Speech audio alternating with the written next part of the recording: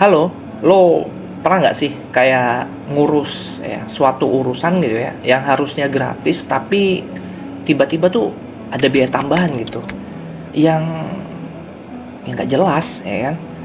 Kayak atau pas misalnya nih kalian mau buat surat penting gitu, malah disuruh tuh ngasih uang rokok lah, ya kan? Atau amplop tambahan gitu. Nah ini nih yang dinamakan pungli di negara kita. Pungli ini udah kayak hantu di layanan publik. Gak kelihatan di aturan, tapi ya nyata banget di kehidupan sehari-hari. Dari yang 1.000, 2.000 buat parkir liar ya kan, sampai yang jutaan buat urusan administratif yang bikin kantong kita jebol pastinya. Kok bisa ya? Em, apa ini memang budaya kita? Atau cuma kebiasaan yang nggak pernah diberantas? Sebenarnya pungli ini tuh udah jadi semacam rahasia umum ya, kayak ya semua orang tahu lah, ya kan. Ini tuh salah, tapi tetap aja kejadian gitu. Ibarat ya selingkuh lah, ya kan. Selingkuh itu tuh kayak ya semua orang ya kesel, tapi ya tetap ada dan banyak yang ngelakuin itu gitu kan ya. Bayangin aja lo lagi ngurusin SIM, KTP, atau surat tanah lainnya gitu, kayak lu tuh malah diminta gitu biaya pelicin ya, biaya tambahan lah, kayak memperlancar urusan lu gitu. Biar urusannya tuh nggak molor berbulan-bulan gitu ya. Mau terkenal kan, anak-anak baru ya. Iya, Gunawan Pembagaul ya. Dan ya kalau nggak bayar ya siap-siap lah kalian disuruh ya nanti aja gitu ya, masih diproses. Atau yang lebih ngeselin, atasan sedang keluar kota. Ya, padahal kalau semuanya beres sesuai prosedur ya harusnya bisa lancar dong tanpa keluarin duit ekstra. Yang bikin tambah nyesek ya, pungli ini tuh bukan cuma di level besar, tapi meresap sampai ke hal-hal kecil gitu. Kayak contohnya parkir liar, ya biar nggak kena tilang. Kemudian bahkan di sekolah tuh ya banyak iuran-iuran nggak jelas gitu, iuran fiktif yang nggak tahu untuk apa. Bukannya keperluannya itu kan harus transparan gitu ya, tapi kadang sekolah itu malah menyembunyikan dan saling berkoordinir dengan guru-guru lainnya. Ya terus siapa sih yang salah ya di dalam kasus pungli ini? Apakah oknum petugas yang sering minta jatah, atau masyarakat sendiri yang udah kebiasaan ngasih biar urusan cepat beres? Nah ini yang bikin dilema. Karena ada permintaan maka adanya penawaran. Tapi kalau semua orang diem aja dan terus ngikutin sistem ini, pungli bakal tetap hidup subur kayak lumut di batu sungai. Makanya penting banget ya buat kita tuh sadar dan berani nolak pungli gitu. Kalau lo pikir alah cuma ribuan doang, alah cuman puluhan ribu doang gitu, kayak ya bayangin aja kalau ribuan orang berpikir kayak gitu ya, berapa banyak uang yang raib tanpa jejak. Dan yang lebih serem lagi ya, efek domino dari pungli bisa bikin layanan publik jadi nggak adil. Yang bayar lebih cepat, dan yang nggak bayar ya kelamaan lah, nunggu bisa sampai tua duluan. Nah di video ini kita bakal bongkar tuntas modus-modus pungli yang sering terjadi dan gimana caranya biar nggak kena pungli. Dan apakah pemerintah serius buat memberantas ini atau cuma sekedar wacana doang? Ya udahlah, ya kan.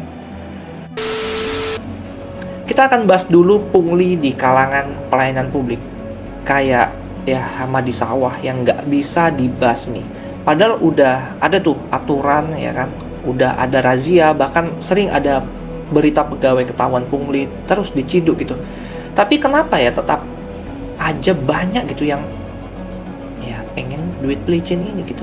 Kayak biar urusan lebih gampang, atau ada beberapa alasan kenapa pungli ini udah kayak budaya yang ya susah dihilangin.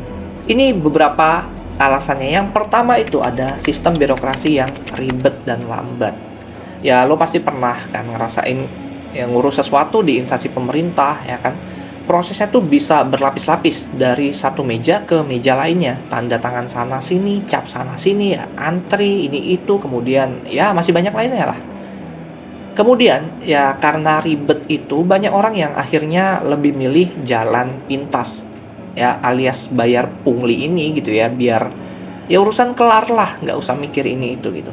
Ya daripada nunggu berminggu-minggu atau bahkan berbulan-bulan yang sebenarnya waktu itu tuh mereka sengaja juga gitu kan ya.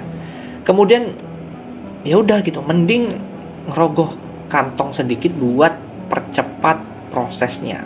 Sayang ya, tapi ini malah bikin pungli makin langgeng karena demand-nya terus ada. Terus faktor yang kedua adalah gaji pegawai yang katanya minim. Ya, kita nggak tahu ya seberapa besar gaji pegawai di suatu kantor layanan publik, ya kan? Yang kita tahu adalah banyak oknum yang beralasan kalau gaji mereka nggak cukup buat memenuhi kebutuhan hidup. Makanya mereka tuh cari tambahan gitu dari pungli ini. Ya, ini sering kejadian di instansi-instansi yang melayani masyarakat, dari tingkat kelurahan sampai yang lebih tinggi. Tapi masalahnya pungli ini bukan sekedar uang tambahan gitu ya, tapi udah jadi kebiasaan yang mendarah daging.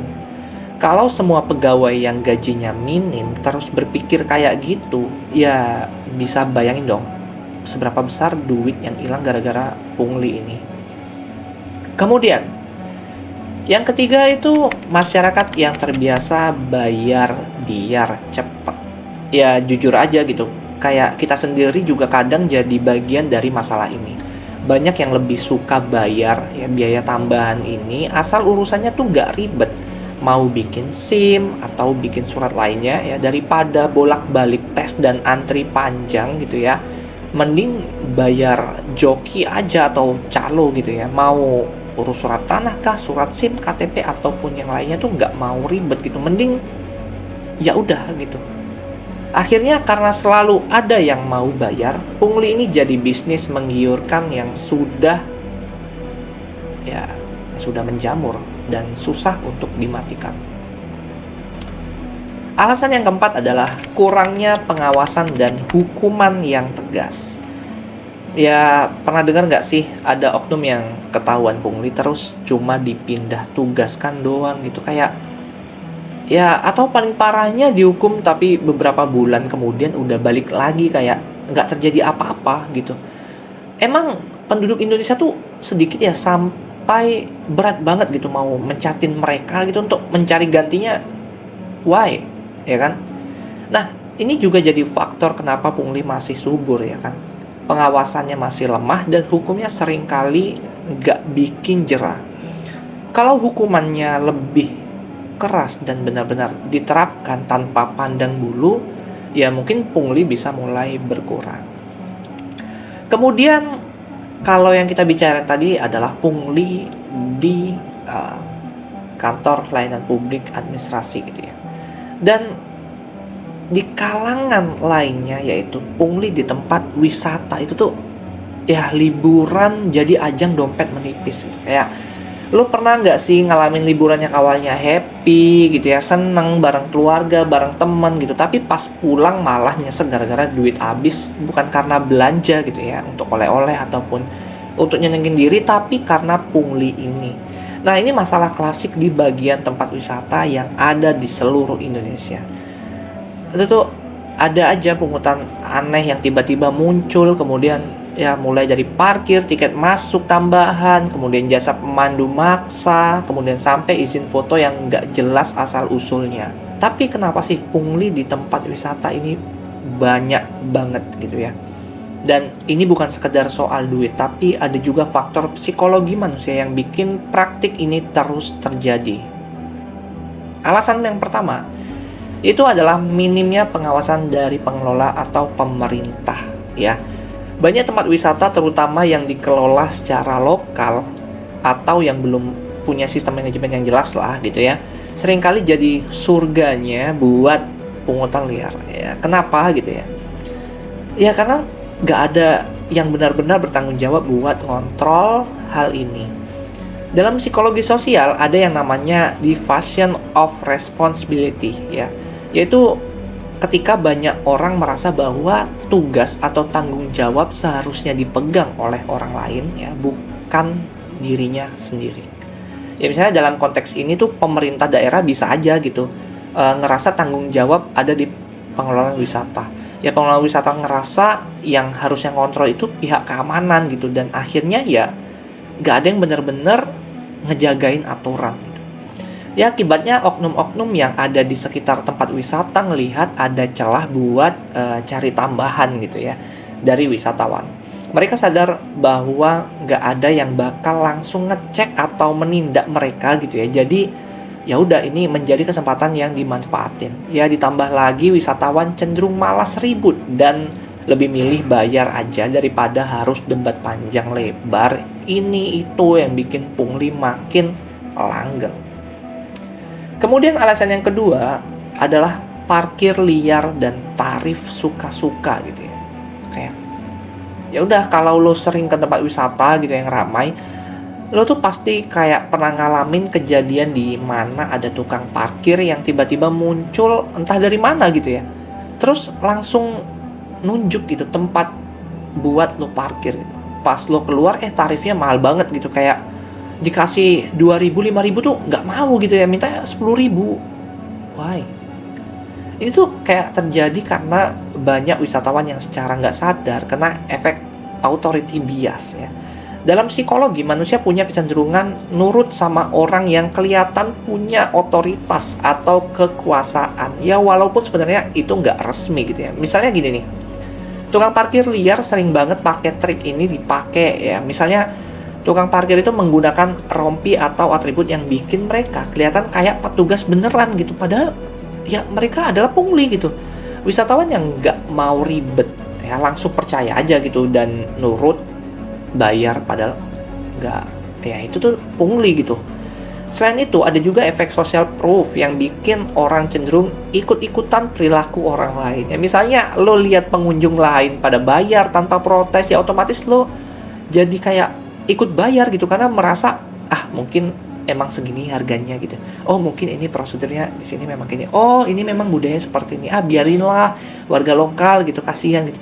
Mereka nggak tahu. 10.000 per mobil Pak. Wih, ini 10.000. Iya. Ada tiketnya nggak? Saya di sini dikasih tiket. Saya jelasin Bu.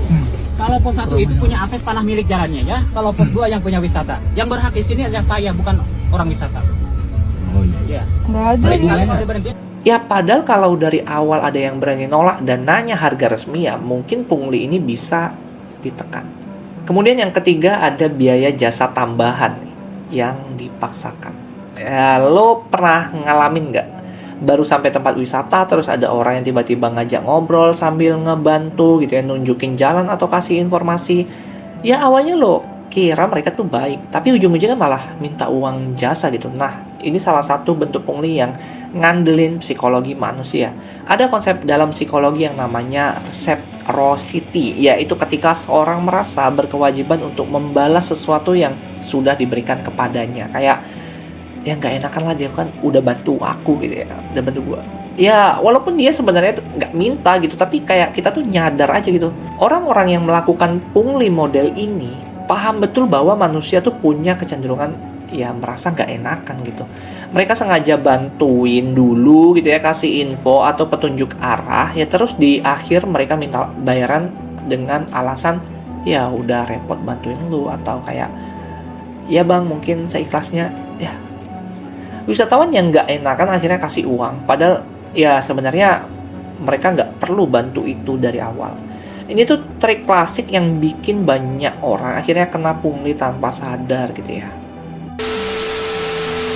Jadi pungli di tempat wisata ya nggak cuma soal uang, tapi juga soal sistem, kebiasaan, dan psikologi manusia. Wisatawan seringkali nggak sadar bahwa mereka tuh dipermainkan gitu oleh berbagai bias psikologi yang bikin mereka lebih mudah menerima pungli tanpa protes. Ya intinya liburan ini tuh harusnya bikin happy, bukan malah bikin dompet nangis karena pungli di sana sini. Ya tapi semoga kalian udah bisa paham dari penjelasan yang aku kasih ya kan. Kayak ya kalian tuh lebih paham trik-trik psikologi yang tukang pungli itu manfaatin buat narikin pungutan liar gitu ya, untuk nge-brainwash kita gitu ya di dalam perjalanan, di tempat wisata atau pelayanan publik lainnya gitu ya. Ya jadi stay tune, subscribe dan jangan lupa nyalain notifikasinya biar nggak ketinggalan konten gokil lainnya. Sampai jumpa.